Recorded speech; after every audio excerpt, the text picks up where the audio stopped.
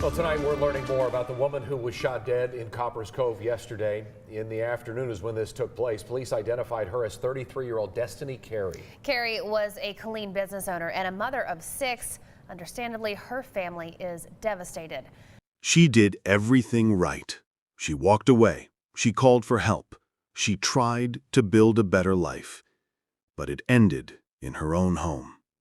Destiny Jasmine Carey, 33 years old, was a licensed nurse, a mother of 6, and the owner of 2 successful boutiques in Killeen, Texas, with plans to expand to Dallas. On April 7, 2022, around 12:25 p.m., Coppers Cove police responded to a 911 hang-up call from her home on Hobby Road. Dispatchers reported hearing screaming before the call was cut off. When officers arrived, they knocked and then heard shots fired from inside. Minutes later, officers found Destiny lying just inside the front door. She had been shot and pronounced dead at the scene. Nearby, on the living room floor, was 37-year-old Kevin Frazier, wounded, alive, and immediately taken to Darnell Army Medical Center. Her 18-year-old daughter, Desira Cannon, remembered her mother as a joy to be around. Her laugh just lit up the room. She took care of all 6 of us. This wasn't an accident. It was the final act in a pattern of violence. Calls for help, warnings ignored, a system that dropped the ball. If you think something like this can't happen in your neighborhood, consider again, because this wasn't just a tragedy. It was a warning. Before we go any further, ask yourself this. If you knew her, if this was your sister, your friend, your daughter, wouldn't you want the world to hear her story? Then don't scroll past. Don't stay silent. Subscribe now. And if you won't, tell us in the comments why her voice doesn't deserve to be heard. Destiny Jasmine Carey wasn't a statistic. She was a nurse. She was a businesswoman. She was a mother of 6. And at just 34 years old, she had already built a life that most people only dream of. She lived in Killeen, Texas, a growing city between Austin and Waco. That's where she ran High Sedati Boutique and High Sedati Shoetique, 2 fashion stores she created from the ground up. Her style, her logo, her ambition, all of it came from her. And she wasn't stopping there. Destiny had just started working on a 3rd boutique in Dallas. She was trying to expand her brand, build a legacy, put her name on something permanent. But while her business was thriving, her most important job was at home. Destiny was raising 6 kids, one of them still in diapers. One of them had already made her a grandmother. Every day she balanced parenting with paperwork, nursing shifts, and vendor calls. She was doing it all. And to her children, she wasn't just mom. She was the heartbeat of the family. She took care of all 6 of us, said her daughter, Desira Cannon. She was our everything. Her laugh could light up the whole room. Destiny was also that friend who checked in even when she was drowning in stress. That woman who showed up for the people around her even if nobody showed up for her. She gave. She worked. She believed in people. And when she loved hard. But what the public didn't see, what her customers, followers, and friends didn't always know, was that Destiny was also fighting for her safety. Behind closed doors, there were arguments, fights, police calls. And according to family, Destiny had been trying to leave for months. She told people she was afraid. She told people she was being watched. She told people she was planning her exit. But like so many women in abusive situations, she thought she had more time. She thought if she kept the peace just a little longer, she could get out clean. She was wrong. Kevin Frazier, once the man Destiny was supposed to spend her life with. Her husband for 4 years. She was 33. He was 37. What was meant to be a partnership turned into control. Love turned into surveillance. Protection turned into possession. According to her sister, Demetria Fifi, Kevin was jealous, obsessive even. Destiny was growing, her business, her independence, her freedom. He didn't like it. Fifi said Kevin was manipulative. Every time he came home from work, his behavior got worse. The night before the shooting, on April 6, 2022, police were called to their home after a family violence report. Destiny was in the process of filing for a divorce. She tried to step away. She tried to find safety. But leaving a man who believes he owns you is one of the most dangerous things a person can do. As Destiny's light grew, his control began to crack, and as that control slipped away, his threats became louder. The danger wasn't over. It was about to reach its most deadly point. Destiny didn't stay silent. She asked for help. This wasn't a single moment of fear. It was a pattern. On the evening of April 6, 2022, just one day before the shooting, police were called to the home on the 1000 block of Hobby Road in Coppers Cove for a reported family violence incident. According to family, Destiny had placed him under orders to leave the house that night. She was moving toward a divorce. She was filing. And she made it clear she was scared. But by the time the next afternoon came, her plea for help would come too late. If you're watching this and thinking she should have left sooner, pause. Ask yourself, what would you do if the person threatening your life slept under your own roof? Because when help was within reach, she tried. She told people. She told the police. But sometimes telling is not enough, and that reality hit harder than anyone could have imagined. If stories like this hit you in the chest, don't scroll past. Subscribe now. These women don't have voices anymore, but we can still speak for them. And if you want to subscribe, tell us why. In the comments. Seriously, we want to hear your reason. It was a typical Thursday afternoon in Coppers Cove. Destiny Carey was at home. So was her husband, Kevin.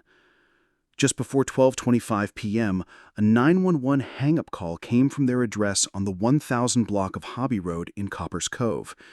Police dispatchers could hear what sounded like screaming before the call cut off. Officers were on the scene within minutes. They knocked on the door, but a male voice on the other side told them to wait. Then came screaming, and then gunshots. Officers forced entry, and there at the front door lay Destiny Jasmine Carey, shot multiple times and unresponsive. She was pronounced dead at the scene by Justice of the Peace Bill Price. Just inside, authorities found 37-year-old Kevin Frazier lying on the living room floor with gunshot wounds to the torso. He was transported to Darno Army Medical Center in stable condition. He was shot 3 times, at point-blank range, right in front of the police. And Kevin? He survived. He shot her knowing the officers were already there. The scene that officers walked into on April 7, 2022, was not chaotic. It was cold, calculated, final. Destiny Carey had been shot 3 times at close range near the front entrance of her own home in Coppers Cove, Texas. Officers had arrived seconds before. They heard the screams and then the gunshots. By the time they kicked in the door, it was already too late. Destiny was pronounced dead at the scene. Her husband, Kevin Frazier, the shooter, was found injured from a gunshot wound himself. Authorities believe it was self-inflicted. He was still alive and breathing. Officers provided aid until paramedics arrived, and then he was transported to Carl R. Darno Army Medical Center at Fort Cavazos. His injuries were serious, but not fatal. He lived. She didn't. And just like that, 6 children lost their mother. Some of them may have been inside the home when it happened, though police haven't confirmed which of them witnessed what. One thing was clear. This was not a random act.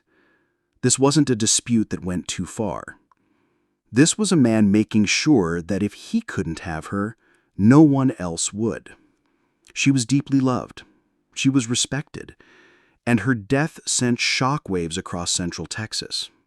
If you've made it this far into Destiny's story, it means her life and her death moved you. But if you walk away without doing one simple thing, without clicking subscribe so more people can hear her name, then what did any of this mean? Subscribe, share her name, honor her story. And if you don't, drop a comment and tell us why Destiny's voice didn't deserve to be heard. We'll be reading. 4 days after Destiny Carey was gunned down in front of her children, in front of the police, Kevin Frazier was formally charged. Charge 1, murder. Charge 2, aggravated assault on a public servant. His bond was set at $1 million for murder and $750,000 for assault, totaling $1.75 million. He was transported from Darnall Army Medical Center to Coryell County Jail. He never spoke publicly. No apology, no statement, no remorse. What triggered the fatal moment that ended Destiny's life? According to family and friends, this wasn't just a domestic dispute. This was about control. Kevin Frazier allegedly spent years monitoring her, isolating her, and instilling fear. But something changed when Destiny started standing up for herself. She wasn't hiding anymore. She had filed for divorce. She was focused on her business, her kids, and her own future. And that's what pushed him. Her independence threatened him. Her light outshined him. And on the day she stood her ground one final time, he made a decision to take back control in the most violent way possible. Destiny's sister, Demetria Fifi, said it best. She was leaving him. He knew it. He planned it. She asked for help. She got a court involved. She did what victims are told to do, and still, he shot her. How many more women have to die after they ask for help? This wasn't a moment of passion. This wasn't an accident. This was a man who couldn't stand to lose control and chose murder over letting go. 6 children, 1 granddaughter. In a single moment, their mother, their provider, their safe place was taken from them. Her daughter, just 18 years old, suddenly became the voice of a shattered family. With tears in her voice, she spoke to reporters saying, "Her mother took care of all 6 of us." Her laugh just lit up the room. Destiny had done what she was taught to do. She called for help. She was filing for divorce. She made her plans. And in her final hours, she was preparing for a life worth living. Her sister Demetria Fifi launched a fundraiser to support her children and help with relocation expenses. The GoFundMe description was raw and powerful. Quote, Destiny passed away tragically on 4/7/2022 when her husband shot her 3 times at close range, killing her instantly. She called the police the night before. He then returned the next day and murdered her. Unquote. Friends and neighbors flooded social media with tributes. One local post echoed what many felt. Quote, over the weekend, I saw tons of people showing their love and offering condolences to Destiny Carey. Carey was responsible for a number of beautiful clothing worn by Killeen women and models. Unquote. In front of her boutique, community members released balloons in her memory, small gestures that tried to counter the vast void left behind. She did everything she was supposed to do to stay safe, but none of it was enough. Quote, she did what she was supposed to. She didn't deserve this. Unquote. You followed her story this far. You've seen how it ended. Heartbreak, loss, broken trust in safety. But what if your voice could prevent the next one? These stories vanish from headlines in a week. But if we keep talking about Destiny Carey, if you share this video, leave a comment, hit subscribe, she won't just be another name. She'll be a warning. Subscribe. Stand for her memory. And if you can't bring yourself to do that, let us know why. Type it out below. We're listening. As we speak, Kevin Frazier's case remains unresolved. The charges are on record: murder and aggravated assault on a public servant, with bonds set at $1.75 million. There's no trial date set, no verdict delivered, no closure for the family who now lives every day with her absence. And yet, no sentence can ever bring Destiny back to her children, to her life, to her dreams. Destiny did everything the system tells women to do. She left. She called for help. She reported. She planned. She stood up. And she still died. This isn't just a case of domestic violence. It's one more example in a system that frequently fails women when they need it most. Reports show that in many jurisdictions, domestic abuse survivors are met with slow court processes, under-resourced support services, and inconsistent enforcement of protective orders. In the UK, less than 1 in 5 victims report to police, and just 6% of cases end in conviction. Numbers that point to a criminal justice system struggling under its own weight. Now imagine those statistics playing out in your own backyard. So, what is this system protecting, if not women like her? Are we satisfied with the status quo? Or do we still believe justice means something? Ever heard someone say, "Why didn't she just leave?"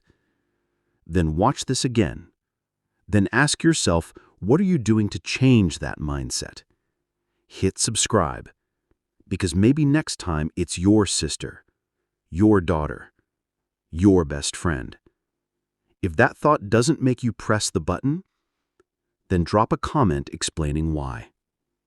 This video took hours of research, days of writing, and a lot of emotional weight to carry, because these stories aren't easy to tell, but they need to be told. For the victims, for the families, for the people who never got to say goodbye. If you felt something, even for a second, hit that subscribe button. Because if we stay silent, nothing changes. And if you still won't subscribe, then be honest. Go to the comments and tell us why. Why doesn't this story deserve your voice? Why doesn't Destiny?